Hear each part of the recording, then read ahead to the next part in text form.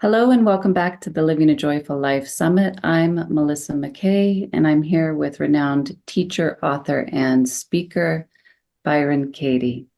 Katie is the author of several best-selling books, including A Mind at Home with Itself, Loving What Is, and A Thousand Names for Joy.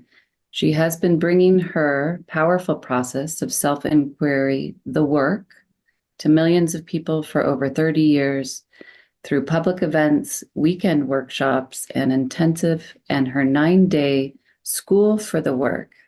Thank you for being here. Hi, thank you, Melissa.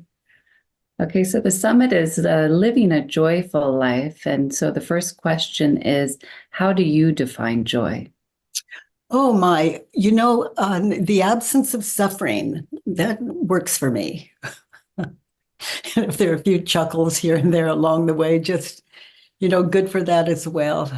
Yeah. And you wrote a whole book on 1,000 names for joy. So uh, why that title of that book?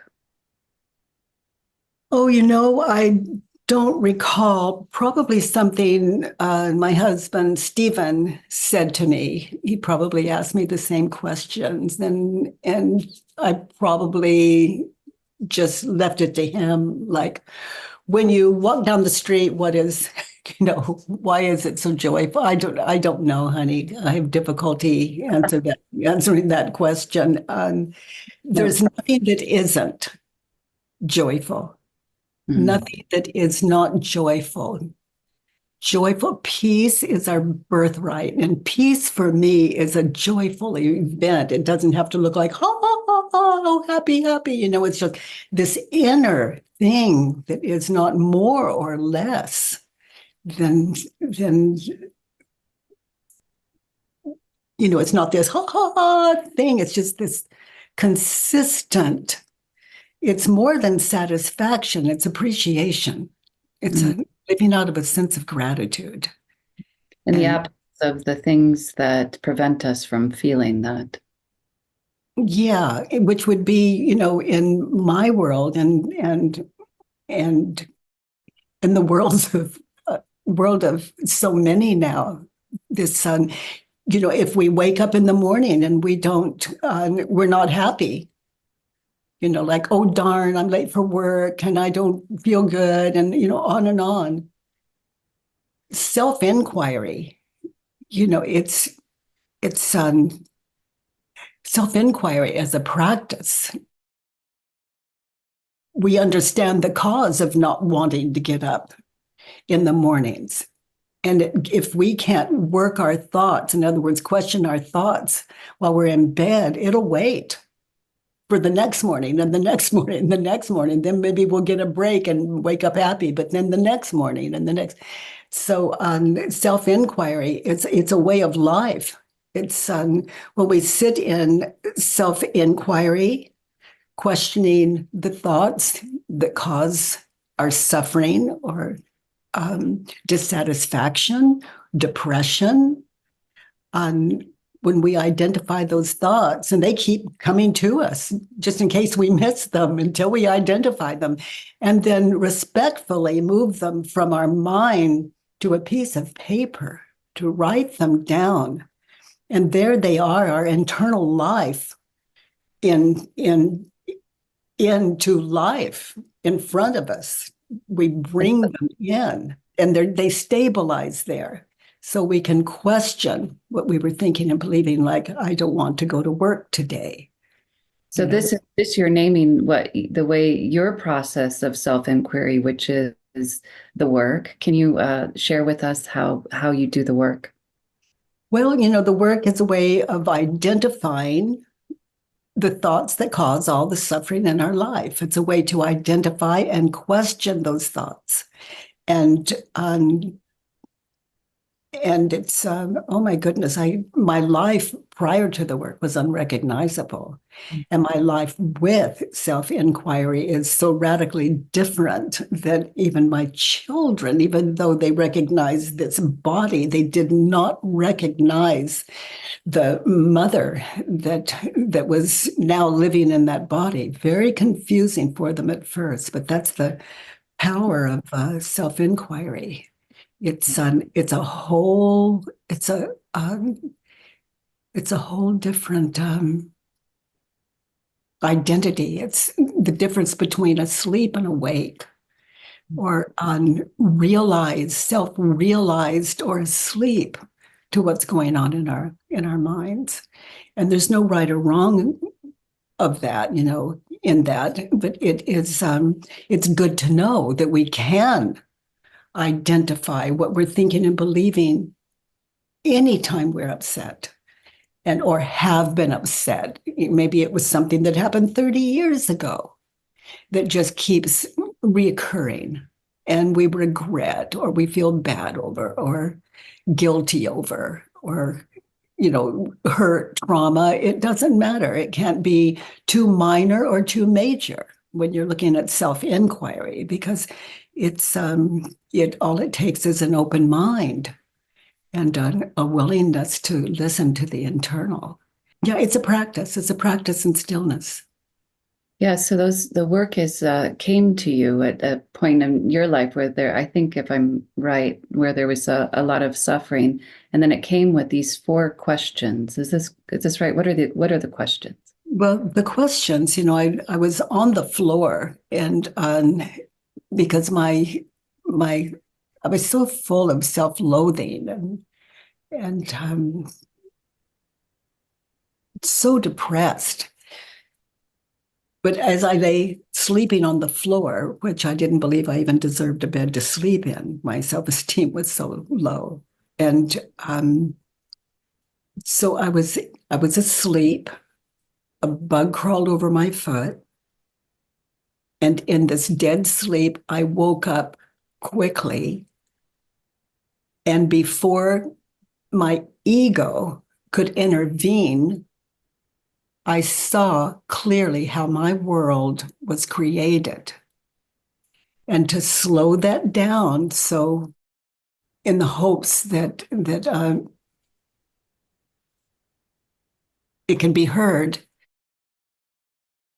there was nothing. There was nothing. And I can only say that in hindsight.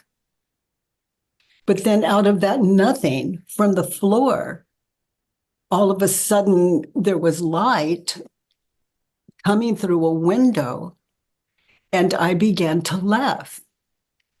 Because prior to that, it had not been named. So it takes, like, if you have an image, let's say, of an apple, if you're a child and you've never seen one before, and someone says, this is an apple, you don't know what you don't know what they're talking about. It has to be named. And it doesn't matter in any language how we say apple, it holds meaning or it doesn't. So I began to laugh, still no identity. So the way I used to tell is it began to laugh. It's like I got the joke. It was so simple. There was there was light, but not before it was named. And then there was a window, but not before it was named. And I wasn't the namer. I wasn't naming it. I was watching. I was witnessing how the world's born and identity, all of it. And then there was a ceiling and a floor, and there was everything but an eye so far. And then for no reason, I just stood up and walked into this tiny little bathroom and walked directly to a mirror, just for no reason, no identification, and looked into the eyes of the being in the mirror. And Was the experience joyful or peaceful or happy? it was stunning. I fell in love. That was the identity that prevailed. And in my experience, that hasn't moved in all of these more than 3 decades now. It's a beautiful thing, and I hope this description is something that anyone interested in getting still and listening. It's nothing more than happens. What I've just described on the floor is nothing more than what is happening all day long into our sleep. It stops. Maybe we dreamed or we're being dreamed, but it's no more or less than that of the awakening of the apparent awake. And so you guide people to get there themselves through the You, or yeah, questions. yeah, Yeah. that's where the work was born. You Yeah. know, it's like is it true? And That's the notice how you question. react. And then notice how you react when you believe the thought in any given situation. Let's say, like, he, whoever that is, hurt my feelings when he said what he said. He hurt my feelings. And so the first question is it true? He hurt my feelings. And the ego would want to respond with, yes, yes, he said this, he did that. And I saw the look on his face, but that's not what we're asking for. We want to give the ego, it's had free reign all its life for some of us. And so to ask the question, is it true? Of course the ego would want to intervene, but just to notice that and then patiently, lovingly just come back and can I really know that it's true? So that drops us into a meditative state where we are listening. We're listening and just witnessing as the ego fills it in. How do I react? What happens when I believe the thought he hurt my feelings? Well, the image comes, and you probably saw an image of a male hurting my feelings in your mind's eye, or, whatever the scenario. If I say the word, when I said the word apple, you saw an apple in your mind's eye. It's just how the ego works. So, how do I react when I believe the thought? And then who would I be without the thought, which was prior to that's prior to the light and the window and the moment on the floor. And how do I react when I believe the thought? I was born. I'm the apparent born. And that can never be. The world is as we believe it to be. And we talk about being in the now. It's not possible because now is now then. So we're out of time, as it were, and self-inquiry can bridge all of it and wake us up to um, something so beautiful and so giving and so lovely and generous, more than imagination can take in. It's a freedom that we all have a right to. And so I did the reverse from the floor. I put the questions there that would give everyone the experience I had on the floor. We all have a right to freedom's our birthright. And there are many beautiful ways in this world. Just, there's something for everyone. And the work is one way. And and I don't call it the work for nothing. It takes a lot of courage. Yeah. Yeah. Did it continue to take work for you after the experience of the bug on your foot on the floor? I was so awake, whatever that is. And in other words, still holding that moment on the floor as I'm doing now. Because once seen, you can't unsee that. And ask the question again. So if a stressful thought were to occur, or do they occur? Does Yeah, it it, take?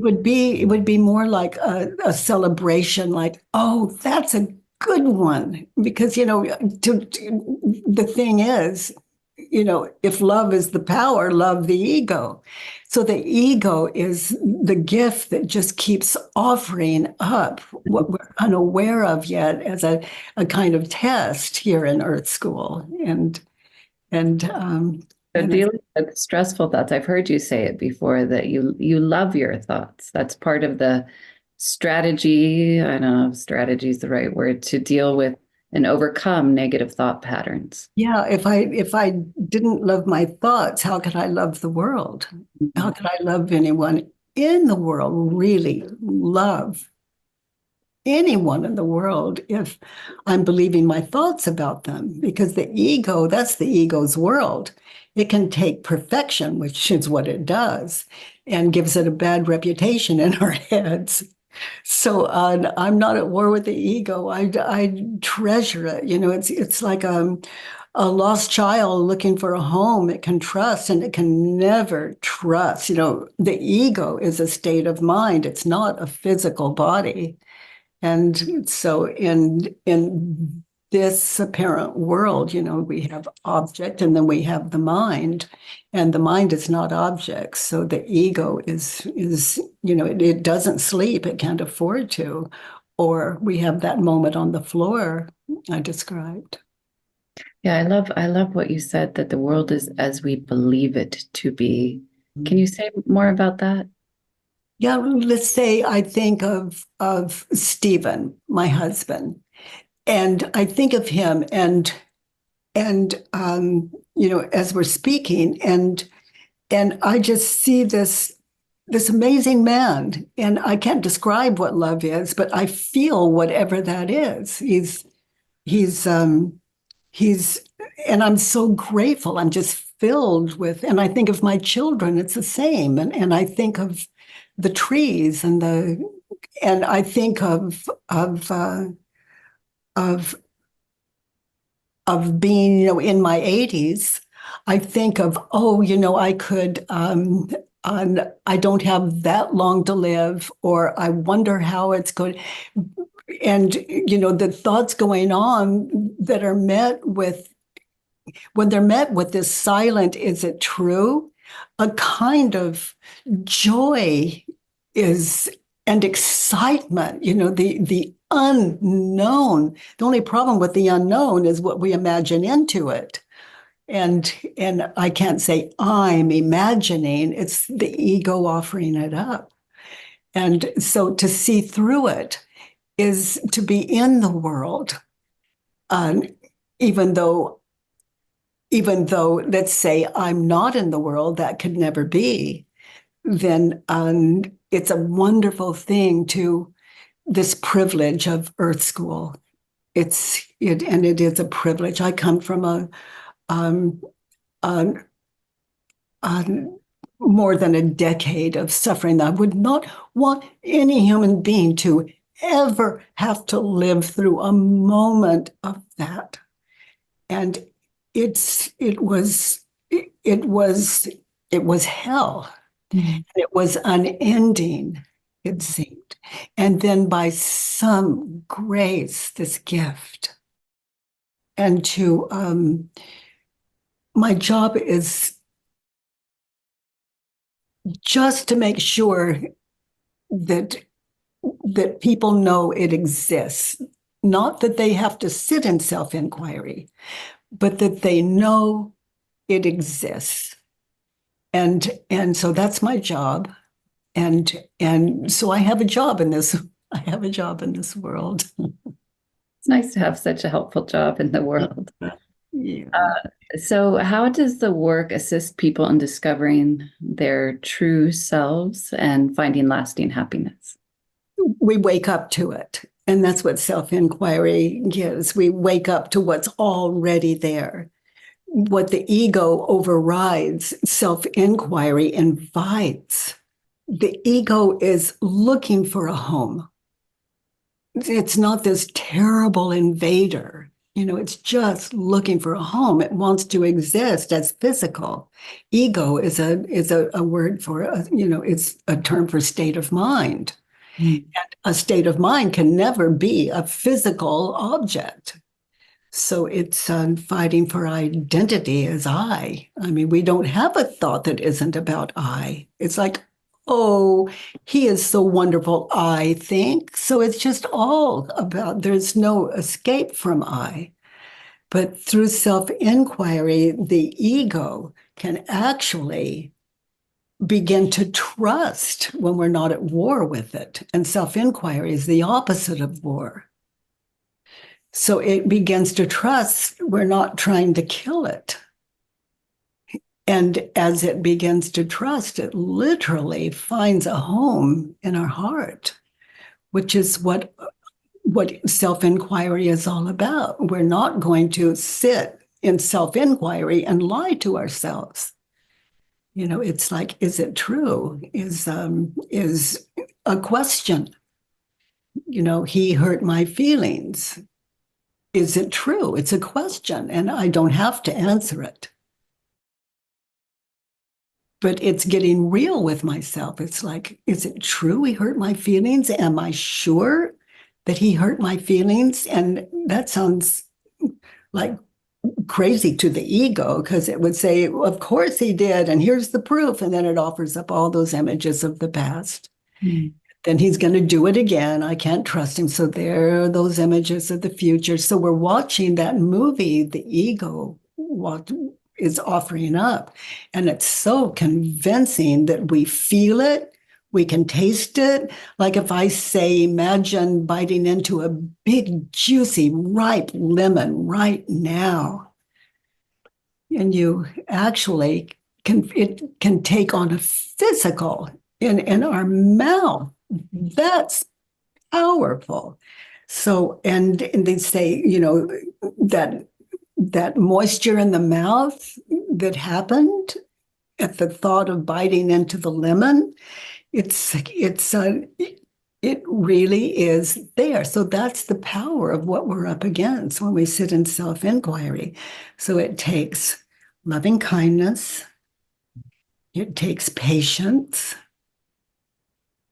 it takes you know, those of us that have the gift of an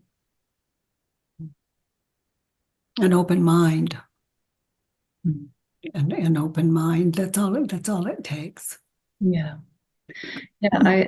When I watch you do the work with people, which is how I initially discovered you, seeing a YouTube video, and there's something beautiful about the moment where somebody lets go of that ego that has kind of taken over their beliefs, the pliancy or the spaciousness, the tenderness, the softness that comes, and you can watch it in the process of just letting go of these beliefs or views or identities.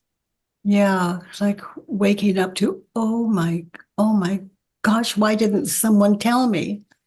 And of course they couldn't have, because this is integrity is um it's that's immovable. That's our birthright. We know the difference. There is a thing I refer to as the immovable, and you can't come up against it. The ego cannot win that. Mm. And so, of course, it's terrified of losing the body because the body is how it imagines itself to be.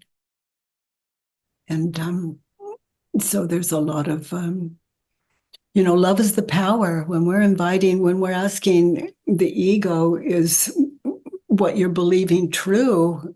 I mean, we better be gentle and open and kind. I see the ego as a terrified child just looking for a home. And that immovable is where it can rest when it trusts we're not trying to kill it. It can actually rest in, in itself. And that's non-duality. That's without opposite. And that's what the ego is up against. And that is something the ego can never win. It's an illusion. And so as any child, just wanting something, I want, I need, I should, you shouldn't, all that. The ego can't be ordered around. It gets stronger. But when you question it, it loves to show itself if you're authentically asking and not trying to kill it or going for a shortcut to just be open to what's shown. And as a meditator, just um, you understand the power of just witnessing what arises without questioning, without necessarily questioning. There's a world there of loving kindness that is indisputable. And anytime the ego interferes and goes, yeah, but, just, we can just thank it for sharing and write down that concept and then go back into stillness. And then on the other side, let's say we're meditating for 45 minutes and then the alarm goes off and maybe there's time to take that one concept that did show up in the stillness and question it respectfully. Question what,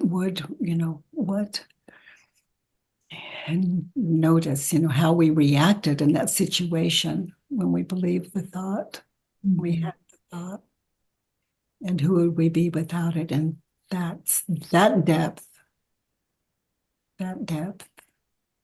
So do thoughts ever take hold in your consciousness completely? Yes, and I love you. I appreciate you. All these things that our mother and our all these things we were taught. Now, be good because those, that there it is again. That anything that would oppose what is beautiful and natural, and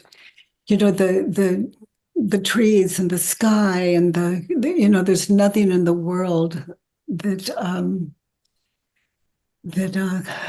isn't here for us, and it's a beautiful world. It's a flawless, beautiful world, other than what we're thinking and believing about it.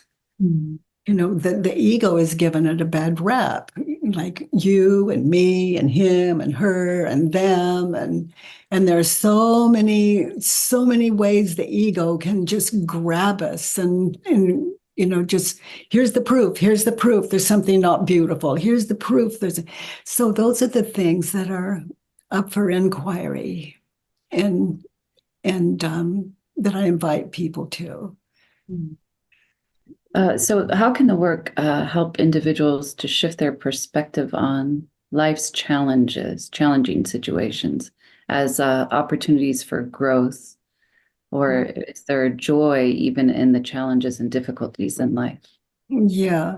So the only difficulty in life, in my experience, is what I'm thinking and believing about any given situation. Any given situation. Like someone would get $10 and think, oh, is that all they're going to give me? And then another person you give $10 to and they go, oh my gosh, oh, this is so generous, so generous. So life is as we imagine it to be. And I've forgotten your question again. It was about facing the difficulties of life, and then Oh, so that would assume there are difficulties in life. And that was my school for 40 something years. And then I kind of graduated from that school to this friendly youth universe I found myself in. So And let's go specific for audience members that will go to places of like, wait, I think this is actually really difficult, like a, a a diagnosis of a life-threatening illness or yeah. yeah, so on I tend to at this stage of life, my memory is it's like it's going, and it's just a part of being in the world in your 80s. And I know that like my children in their 40s and 50s could say, Mom, it's happening to me too. We all have forgetful moments. But there's a lot of peace in it. So, I like to say I don't forget anything that's needed. Mm. So I can remember on an as needed basis. So even states of minds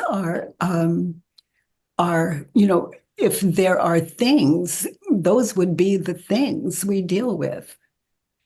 And it's difficult. It's really difficult mm, when we realize the power of self-inquiry. It can frighten people away. Mm. It's because you're going, it's the invitation to go directly to source and open your mind with all your heart and have the courage to see what you see. And what I love about the work is it doesn't leave us hanging out there. There's resolution in it as we follow all the the questions and turnarounds. And it's just, if you lived in a world that was perfect, some people call it heaven. Let's say you died and you wake up in heaven, and it's perfect. Every need is filled, everyone is filled, everything is there for you. But then when you look at everything you believed on earth, you believed in heaven. So Mm. where would you be? Back on Earth. Yeah. So there's a way of graduating here, and as far as I can tell, and it's self-inquiry, because this is not something that can be taught. It's something that that takes a very open mind, because we are testing on identity. And so it's a very gentle, non-demanding process. It's a soft sitting in these questions and being open to anything and everything. And There's a fear of annihilation that can prevent people from wanting to go into that. Yeah. yeah, like don't go too deep. That was scary, don't go too deep. But I think that's um, um, those of us in self-inquiry. People can see that we are. There's nothing scary about it. Our lives just get better. Life begins to make sense, and there's no such thing as not enough or too little. Mm. Yeah, and Buddhist practice, I don't know if you've heard this before, but they say the essence of the teachings of Buddha, the Buddhist teachings, is of one taste, just as the ocean has one taste, which is that of salt. The essence of the teachings is of one taste, which is freedom or liberation. So what in life are your greatest sources of joy? gosh, waking up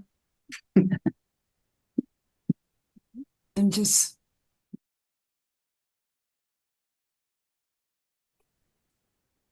I mean, imagine just being dead with no dream and then waking up into this world. I am awake. I'm late for work. I need coffee. I want, I need, I should, you shouldn't. Just this, no wonder we're so exhausted at the end of the day. That's a lot. That's a lot of, the ego doesn't sleep. It's I want, I need, you should, you shouldn't. It's not going to sleep.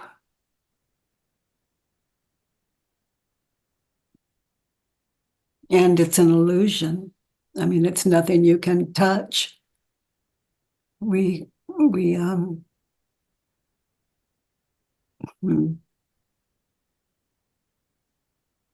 I love that everything is welcome here. Everything is welcome here. With self-inquiry, it takes us back to the true nature of everything, and our nature is love. And the reason I can say that is I think anyone can say that we know the difference between suffering and non-suffering. And what we're thinking and believing is the cause of all suffering. Even physical pain is either remembered or anticipated. This now that people point to and speak of is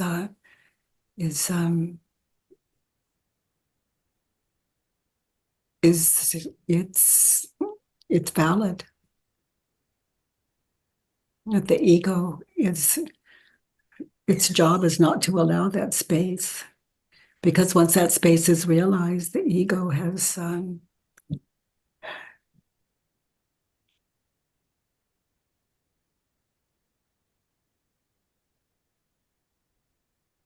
So, are there any final things that you can share with the audience to help them live a more joyful life? To be kind and helpful. And when we're kind and helpful, we're at our best, we're at our happiness. It works for us. Mm-hmm. And other people benefit. But when we consider what we're thinking and believing, it becomes impossible to be kind, because we can justify our meanness because we're right. He did say that. He did do that. I'm right. So, I'm in the world proving that there's suffering in the world. But if I question what I'm thinking and believing, then it's a way of balancing and being in the world, and not being in the world, and awake to that. We're states of mind, and there's no such thing as a present moment.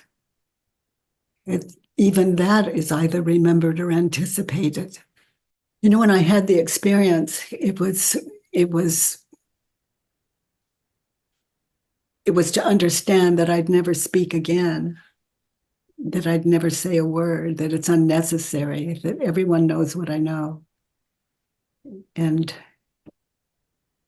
there was and then I found one day I spoke, and it was okay, because what I'm speaking of is right in me.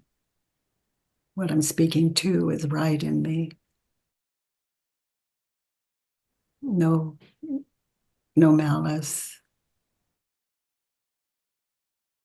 Well, your speaking has helped lots of people, so I'm glad you chose to speak. Very glad you chose to speak. How can people learn more about your work?